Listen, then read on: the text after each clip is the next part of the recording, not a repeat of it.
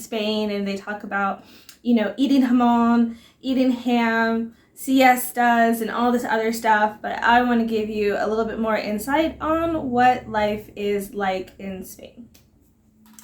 Hey everyone, welcome to my channel. My name is Kirsten. I am a multidimensional person. I'm an entrepreneur, a freelance writer, and living abroad in Spain for 3 years now. It was recently my 3rd year anniversary. And I've been living abroad for 5 years. And so with this video today, I wanted to just share some of the fun, surprising, shocking things that don't often get shared. And I want to talk about the top things that really surprised me when I moved to Spain. The purpose of who I am and all of my content moving forward, and actually all of my content and everything that I produce, all of my art that I produce, is to help people to think differently. So I hope with this video, when I share all these like new things that I've had to adjust to, although the adjustments have been uncomfortable sometimes and a little bit frustrating at times, it's helped me grow and learn more about myself, and it's helped me to connect with different peoples and different cultures. So I just hope that this video helps you to understand that living abroad, although glamorous and fun, is really a great way to grow and learn and expand who you are. So the first thing I want to talk about, one of the biggest adjustments and changes and differences between living in the United States, in California, where I'm from, and living in Spain. So I'm going to talk about just housing adjustments in general. So when I first moved to Spain, I lived with roommates, which is a very common thing to do. Now I live by myself. And I've lived in 3 different places in Spain.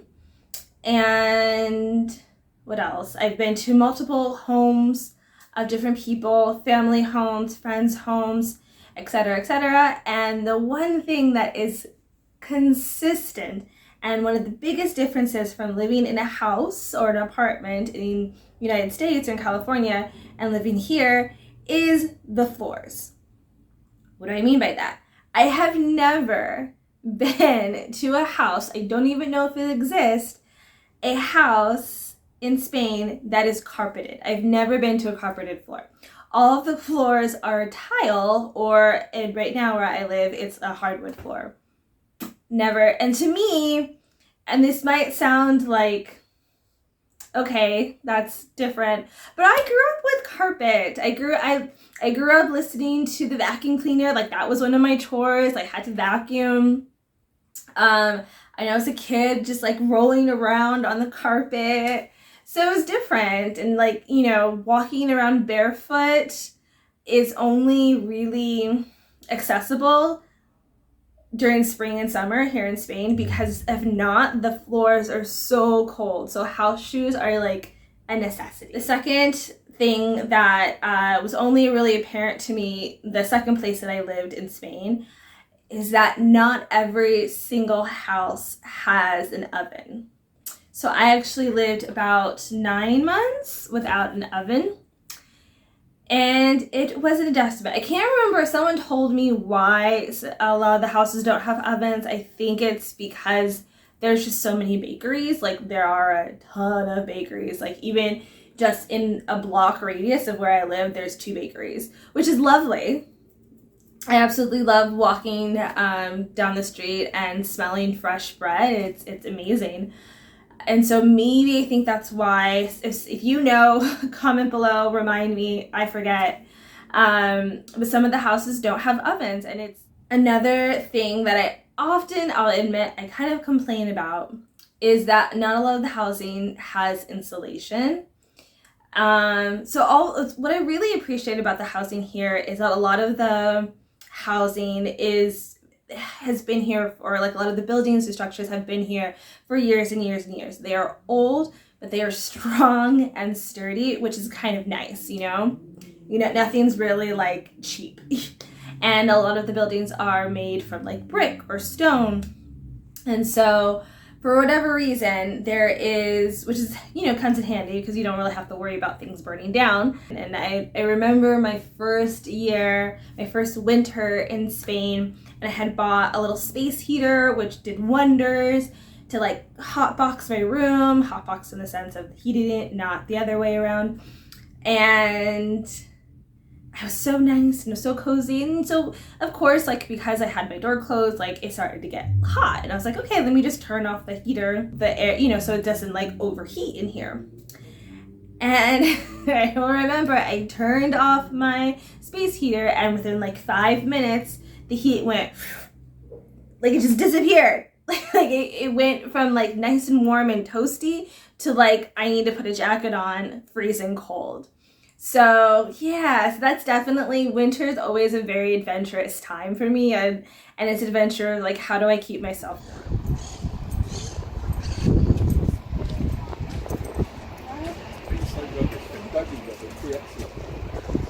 And sometimes what happens is that it will be colder inside your home than it will be outside, which gives testament or explains the cultural behavior. Something that I picked up on right away when I moved to Spain was that everyone is often out. There's outdoor seating in almost every single restaurant. Everyone is always out. People are out going for walks, and that's something that I really, really enjoyed about Spain. I really do enjoy about Spain, because I was just fascinated by it. When I first got here, I was just like, why are, you know, we don't, like, you don't see that, you know, even, I've lived in Minnesota, lived in California, you don't really see people just like out and going for a walk. Like, you don't. Speaking as heating, one thing that I really do appreciate, which is really nice, I don't have it now, I can't remember what the name of it is, because I always forget. I hear it and I know it. It's like one of those things, like, you hear it and you know it, but you can't recall it. But there's a heating system, a new heating system that I really appreciate. And it's pretty much, you have this table. And I thought it was the weirdest thing when I saw it. And I was like, I don't understand what this is. So you have a table. And then at the bottom of the table, you have this like hole, like this wooden hole. And then you put in this hole a heater. And then you drape over the table these really thick tablecloth. And so what you do, and it's so nice, is when you sit at the table, you put your legs underneath the table and you drape over the tablecloth, and all the heat comes up from your feet all the way to your legs and just heats up your body. And it's the coziest thing ever. And it's so nice to just like sit by kind of like by a fire, but to sit by the table and be warmed and nice and warm and cozy. The one thing is you have to remember to turn it off when you leave, because then you might set the table on fire. But yeah. Another aspect of living in Spain that was new to me was when you go out and eat. Again, social life, socialization, being out, meeting with your friends, it's a big part of Spanish culture, which I love. Especially here, it just seems a little bit more like a priority, because you see people doing it more, and it is very welcoming, and it is just a different priority when it comes to socializing, which is evident when I've gone out with my friends to eat or to a bar. We can stay at one place for hours. Like, I'm talking 4 to 6 hours at one place. It's very common. And it doesn't really matter if we order just a couple of drinks or if we order a whole meal. Obviously, it's kind of better and more polite to order a whole meal. But there is, like, no one's going to rush you out. Like, I've had to track down and call the waiter or the waitress to give us the bill times. But it's this mentality of, like, come, sit, socialize, eat, you know. They're not going to rush you out, which is mind-blowing to me, because in California, it's like you're on a time limit when you eat. If not, a waiter or a waitress is going to, like, not ask you to leave, but they're going to politely suggest that you get them out, because they have other tables, other people are waiting to be seated. So it's kind of like one of those things that, like, if you pass by a restaurant and the waiting and it's full, like, it's full, you're not going to sit there. It's better.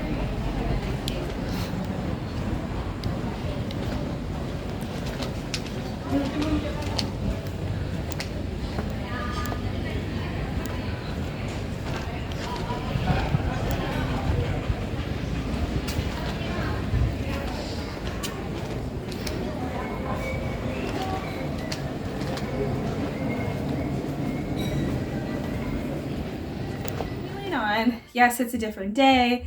Yes, I have different clothes on. I went out, lived my life, came back with more content to share. So, surprised me was that tipping is accepted, but not very common. Almost to the point where, like, if you leave a tip, they will tell you, by the way, you left some extra money. It is very uncommon. It probably is a little bit different in like the bigger cities like Barcelona and Madrid. I feel like maybe because of their influx of tourism, they might have a more expecting culture of tipping, but in a lot of the smaller towns and the places that I've been to, tipping is a very irregular thing. It's not a common thing. Another thing is the language. So I came from Latin America. I was living in Panama before, and I came to Spain understanding and knowing probably like a intermediate level of Spanish, and then had to change almost everything around because the Spain that they speak here is different, significantly different in my opinion, than the Spain that they speak in parts of Latin America. So, but what I really appreciate, or what I, again, my experience, what I really appreciate is the level of acceptance when speaking Spanish. Like, I feel like there's been so many interactions, especially during COVID when everyone was wearing masks, and it was so hard speaking to people in general, but especially speaking to people in Spanish and understanding people as they wore a mask, and it was very difficult for me. But I remember those moments during mask wearing season and after mask wearing season, and still to this day, where I feel like people are very patient with you when you're trying to communicate in Spanish, and they will speak to you in Spanish. And I remember one time I was at like a bus stop, because when you do like long distance bus rides, they'll kind of stop halfway at like a gas station or a restaurant. And I remember ordering my food or something, and I literally went back and forth with this guy for like 2 or 3 minutes trying to ask for something in Spanish, and he couldn't really understand my accent, and I was wearing the mask and he was wearing the mask, and it was just a little bit complicated. But it was nice, and I've had similar moments because he was there with me, you know. He was like, okay, let's figure this out. You know, I don't feel necessarily looked down upon or discriminated against because Spanish is not my native language. I do feel, you know, a lot of people will say this no matter where you travel, like when you try to speak the local language, people generally are accepting of it. Or at least places that I've been to. But I really do appreciate that just kind of level of acceptance. And another thing is the schedule is particularly the schedule with meal times. That was and still is a little bit tricky for me. I'm catching on 3 years later, finally catching on. So the meal times are treated differently. And also meals in general are treated differently. So breakfast, I don't even know when breakfast is technically, because when I worked in the school, they would have like their break, and the people and the children would have their breakfast, but that would be at like 11 or 12. But I remember one of my first experiences having breakfast. It was really lovely. My first like real Spanish breakfast, because I always like to cook my own breakfasts because it's a very therapeutic moment for me, and I love breakfast. I just like, that's my favorite meal of the day. But I remember I went out with some friends, and it was so lovely because we went to this restaurant right on the beach. So it was like us, and then you look out and there was the sand and beach, and it was a sunny day, and we were sitting out, and we got traditional Spanish breakfast, which is typically a baguette cut in half, or some types of toasted bread with olive oil and this like puree tomato. It's like the basics, and then sometimes you can get like jamon, you can get like ham or salmon or tuna or like cheese or whatever if you want to like add stuff to it, but pretty simple. And so like that's breakfast. It's just like toast and some tomato puree. And I was like, this is different. And then they have something called a merienda, excuse my pronunciation, and which is kind of like they have like mid-morning meals. And then they have lunch is like a big, like a lot of Spanish people have like really big hearty lunches. I remember one time when I went to visit my friend for lunch, we had this like nice, like it was like a display. There was like starters and there was this and there was that and there was lots of different foods. And then the part that was really hard for me, okay, let me say this first. So then yes, after lunch you have siesta. And a lot of stores do close during siesta, so that was another adjustment. And then you have like what I've seen in my town, and this can vary different towns and cities, is that you'll have like drinks hour. So after siesta, some of the bars will start opening up and serve drinks, or you'll go for a coffee. And then that's around like 5, 6, 7, and then at like 8:30 it's like tapas hour, so you could go out for tapas. I live in the Andalusia region, so many times it's a part of the culture to get free tapas or order tapas with your drinks. Tapas. And then lunch, and then dinner is like at 10 11. Very late. I being in the States, like my family, I feel like we would eat dinner 5 was like early, but most likely around 6 or 7. Never really past 8. 8 would be like way too late. Eating dinner at 10, 11 o'clock at night is fine, especially if you're going out, because as I've experienced my first year in Spain, is that a lot of young, and it's really common in the culture to not go out like to a discoteca or like to a club unless, until like 2 in the morning, like 1, 2 in the morning. And I remember one of my good friends, she would tell me when she was younger and used to party a lot, she wouldn't get back home until like 6 or 7 in the morning. Like it's a very common thing to party all night long and into the morning, which is very different for me, because the only time I would ever do that would be when I go to Vegas. If I partied in California, bars and stuff close at 2. Sometimes you can find like an after hours place, like if you're really cool. Other than that, I was like 2 o'clock, club was closing, let's go to Denny's, let's go eat. So I hope you enjoyed that video. I hope it kind of gave you some insights into Spanish culture, other than I know that Spain is typically associated with siestas and tapas and flamenco dancing, which are all very big parts of the culture. But I kind of hope I gave you a little bit more insight on what the day-to-day life is like and what it's actually like to live in Spain and be a foreigner living in Spain. I also just want to reiterate that I am speaking from my experiences and my experiences only. So please do not hold my words to be true for the entire culture and communities of Spain. Please do not hold my words to be true to every person's experience, every Black person's experience, because I know that other people have had opposite experiences from what I've had.